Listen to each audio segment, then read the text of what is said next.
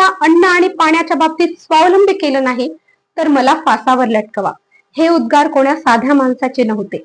महाराष्ट्राचे दिवंगत मुख्यमंत्री वसंतराव नाईक यांचे होते. महाराष्ट्रात एक असेही मुख्यमंत्री होऊन गेलेत यावर आताच्या पिढीला कदाचित विश्वास बसणार नाही, पण वसंतराव नाईक यांनी आपलेच हे बोल खोटे ठरवले. आपल्या मुख्यमंत्री पदाच्या एका तपाच्या दीर्घ कालखंडात त्यांनी कृषी क्षेत्रातल्या नव्या महाराष्ट्राची उभारणी करून ठेवली होती. आज या महान संघर्ष योद्ध्याची जयंती आहे. होय, आज दिवंगत मुख्यमंत्री वसंतराव नाईक यांची जयंती. महाराष्ट्रात कृषी दिन म्हणून साजरी करत त्यांच्या कार्याची आठवण केली जाते.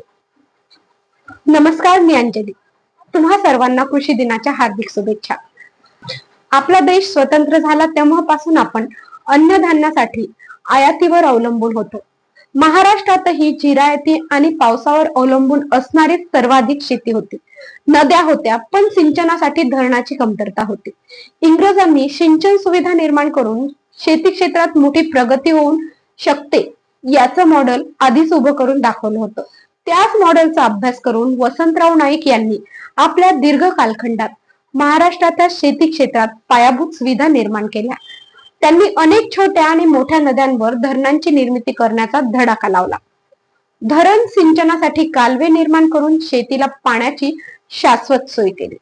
त्याच वेळी महाराष्ट्रात कृषी संशोधनाला गती मिळावी म्हणून तब्बल 4 कृषी विद्यापीठांची उभारणी त्यांनी केली.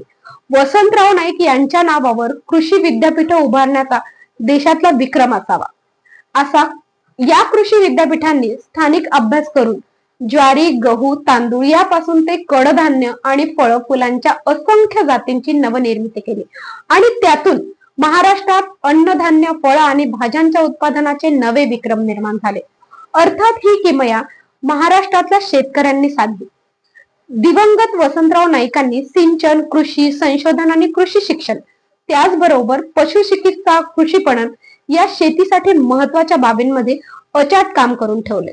त्यांनी निर्माण केलेल्या पायाभूत सुविधांवरच आज महाराष्ट्रात कापसापासून ऊसापर्यंत आणि नाचणीपासून तांदळापर्यंत, त्याचबरोबर आंब्यापासून द्राक्षापर्यंत ते पालेभाज्यांच्या उत्पादनात महाराष्ट्राने नवनवीन विक्रम केले आहेत.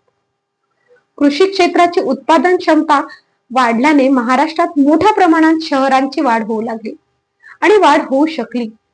पर्यायाने औद्योगिक क्षेत्रातही महाराष्ट्राने मोठी झेप घेतली. अर्थात याचा पाया कृषी प्रगतीला रोवला गेला होता. याचेच इतर नेत्यांपेक्षा जास्तीचे श्रेय दिवंगत वसंतराव नाईक आणि त्यांच्या काळात त्या दूरदृष्टीला आहे. आज त्यांच्या जयंतीनिमित्त त्यांना विनम्र अभिवादन. टाइम टू टाइमच्या माध्यमातून नवनव्या माहितीचे व्हिडिओ पाहत राहा. बेल आयकॉन दाबा. चॅनलला सबस्क्राईब करा. पाहत राहा टाइम टू टाइम. धन्यवाद.